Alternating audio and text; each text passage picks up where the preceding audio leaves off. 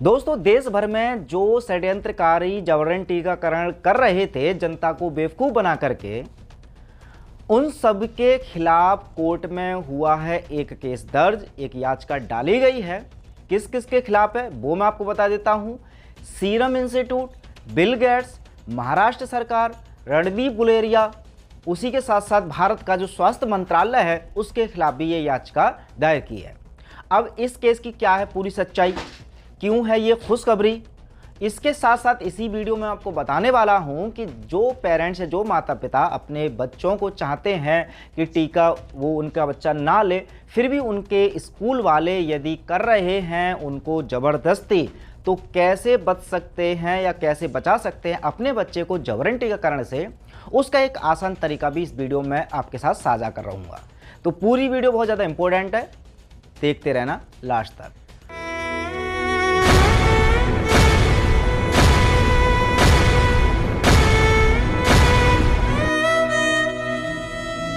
जय हिंद साथियों, मैं हूं सुमित आजाद और एक बार फिर से स्वागत है अवेकन भारत की इस नई वीडियो में। अब देश और दुनिया में हो क्या रहा है कि अब तक जो भोली भाली जनता को जिस टीका का अभी ट्रायल चल रहा है उसको एकदम सुरक्षित बता करके पहली डोज, दूसरी डोज या तीसरी डोज भी लगाई जा रही थी या लगाई जा रही है। लेकिन चाहे तो किसी भी देश की सरकार की बात कर लें, चाहे किसी मीडिया की बात कर लें या किसी डॉक्टर या किसी अस्पताल की बात कर लें, वो टीका देते समय हमेशा उसके फ़ायदे यानी कि उसको सुरक्षित बताता है, लेकिन उसके कारण कुछ साइड इफ़ेक्ट भी हो सकते हैं, कुछ उसके एडवर्स इफ़ेक्ट भी हो सकते हैं, उनके बारे में कुछ भी नहीं बताया जाता है। तो अब तक तो भोली वाली जनता सब कुछ सह रही थी और ये षड्यंत्रकारी लगातार सब पर ये जो सुई है वो ठोके जा रहे थे। लेकिन अब ये एक बहुत बड़ी शुरुआत हुई है कि भारत समेत अनेक देशों में इन टीका कंपनियों के खिलाफ या जो भी टीकाकरण में शामिल हैं उन सभी के खिलाफ कुछ कार्रवाई, संवैधानिक कार्रवाई भी होनी शुरू हो गई हैं। उसका एक ताज़ा उदाहरण अभी लेंगे हम महाराष्ट्र का। महाराष्ट्र के एक दिलीप लुनावत हैं, उनकी एक बेटी थी स्नेहल लुनावत। ये मेडिकल छात्रा थी। अब चूंकि ये मेडिकल छात्रा थी तो इनकी बेटी को टीका लेना पड़ा मजबूरी में। वजह ये थी क्योंकि टीका नहीं लेने पर उसको फोर्स किया जा रहा था कि भी आपकी सर्विस या आपकी जो सुविधा है वो बंद कर दी जाएंगी, और वो तो वैसे भी स्वास्थ्य संबंधित थी या मेडिकल छात्रा थी, तो उनको सबसे पहले अप्रोच किया गया था। ले दे करके दबाव में आकर के उनकी बेटी ने टीका लिया था 28 जनवरी 2021 को। अब ध्यान रखिए, 28 जनवरी 2021 को जब उन्होंने टीका लिया, बिल्कुल सुरक्षित थी बेटी, कोई भी बीमारी नहीं थी, किसी भी तरह का कोई लक्षण नहीं था, ये उनके पिता ने बताया। अब होता क्या है कि 1 मार्च 2021 को उनकी बेटी यानी कि जिस छात्रा को टीका दिया गया वो ये दुनिया छोड़कर चली जाती है। अब एक लड़की जो टीका लगने से पहले सुरक्षित थी और टीका लगने के अगले ही दिन या 2-3 दिन बाद ही इस तरह की घटना घटती है कि उसकी जान चली जाती है, तो सवाल तो खैर कई सारे वैसे भी खड़े होते हैं। लेकिन उनके पिता ने साफ स्पष्ट रूप से याचिका डाली और याचिका में साफ साफ लिखा था कि उनकी बेटी की जान इस टीका के साइड इफ़ेक्ट के कारण हुई है। और इस टीका को लगाते समय जितने भी WHO मान लीजिए या फिर जो भारत की जितनी भी स्वास्थ्य संबंधित संस्थाएं हैं, उन सब ने इसको सुरक्षित बता करके इस झूठ बोला। तो ये झूठ बोलने का उन्होंने अपराध किया, सच नहीं बताया। साथ ही साथ जो टीकाकरण की कंपनी थी, चूँकि जिस टीका को लगाया था उनकी बेटी ने, उसके जो मालिक हैं वो सीरम इंस्टीट्यूट हैं और उनके पार्टनर हैं बिल गेट्स। तो बिल गेट्स, सीरम इंस्टीट्यूट के खिलाफ भी ये केस है। उसके साथ साथ चूँकि स्वास्थ्य मंत्रालय ने भी इस बात में सावधानी नहीं बरती या टीका लगाने से पहले उनका कोई कंसेंट फॉर्म नहीं भराया गया था, ना ही कोई इस बात की गारंटी दी गई थी और ना ही उनको ये बताया गया था कि हाँ इसके इस तरह के साइड इफ़ेक्ट भी हो सकते हैं।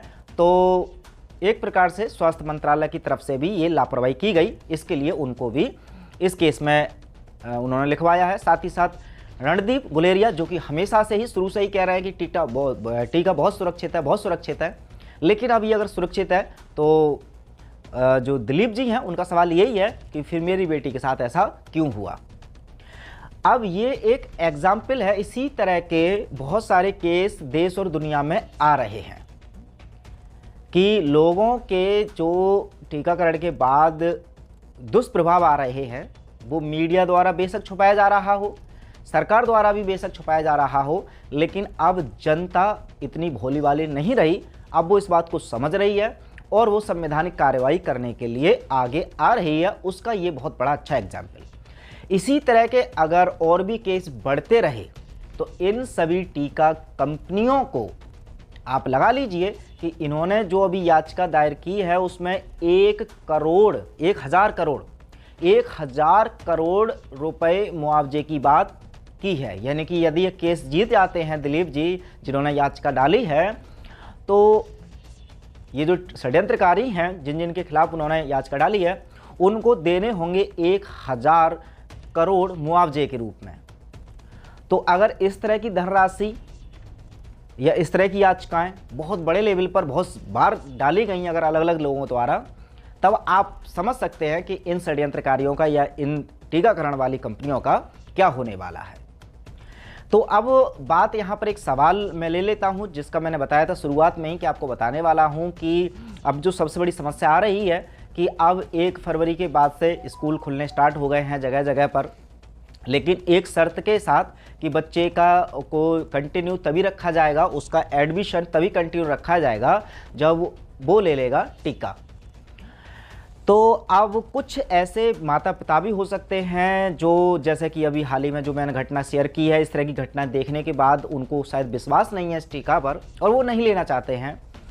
तो क्या संवैधानिक रूप से वो अपने बच्चे को बचा सकते हैं इस टीकाकरण से?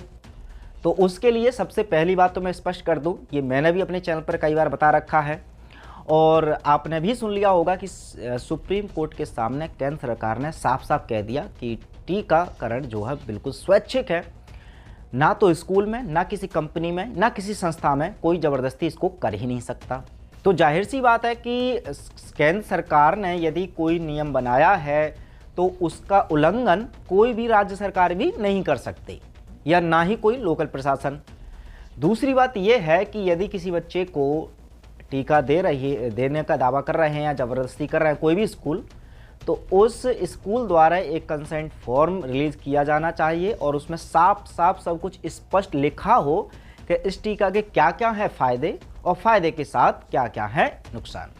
और उसके बाद बच्चे से पूछा जाए यदि वो लेना चाहता है या उसके माता पिता से पूछा जाए कि वो लेना चाहते हैं तो ठीक है, और नहीं लेना चाहते तो संविधान ये मौलिक अधिकार सबको देता है कि, और पहली बात तो अभी केंद्र सरकार ने बोल दिया कि सबको अधिकार है कि अगर आपकी मर्जी नहीं है तो नहीं भी ले सकते हैं। तो अब ऐसे में बातें करने को तो बहुत सारी हैं, लेकिन टेक्निकली आप कैसे अपने बच्चों को बता सकते हैं तो एक उदाहरण मैं देना चाहूँगा। अभी अवेकन भारत पर ही एक वीडियो मैंने डाली थी। हमारे और आपके जो जानकार हैं गोविंद भाई जी, जिनको शायद आप भी जानते होंगे, उनकी बेटी के साथ भी कुछ इसी तरह की घटना घटी। उन्होंने अपनी बेटी के स्कूल में जाकर के एक एप्लीकेशन लिखी कि हम अपने बच्चे को टीका नहीं दिलवाना चाहते। उसमें क्या क्या उन्होंने लिखा, क्या क्या नहीं लिखा और क्या उनको परेशानियों का सामना करना पड़ा, वो सारी बातें उन्होंने वीडियो में शेयर की हैं। तो अब तक वो वीडियो नहीं देखी हो तो पहले तो वो गोविंद सरन जी की वीडियो जाकर के ज़रूर देख लें। उसके अलावा दूसरा भी एग्जाम्पल आप देखना चाहेंगे तो जनता सरकार मोर्चा द्वारा भी एक पॉलिटेक्निक कॉलेज में, जहाँ पर ज़बरदस्ती टीकाकरण करने का प्रयास किया जा रहा था छात्रों के साथ, तो उन्होंने भी कैसे बचाया उसकी वीडियो की लिंक भी मैं इस वीडियो के डिस्क्रिप्शन में दे दूंगा आपको, और गोविंद जी की भी वीडियो आपको मिल जाएगी। तो पहले तो आप उन दोनों को देख लीजिए, इसमें मैं एक्सप्लेन करने की बजाय, चूँकि पहले से उन्होंने एक्सप्लेन बहुत अच्छे से कर दिया है, तो आप उनको जाकर के देख लीजिएगा। और उसके अलावा जबरन टीकाकरण को लेकर के कोई भी अन्य भी आपके पास सवाल हो तो कमेंट बॉक्स में लिख सकते हैं, ताकि अन्य वीडियो जो अगली वीडियो में मैं आऊँ तो आपके उन सवालों का भी समाधान लेकर के आओ। चलिए मिलते हैं और इन्फॉर्मेशन के साथ अगली वीडियो में, तब तक अपना ख्याल रखें। जय हिंद।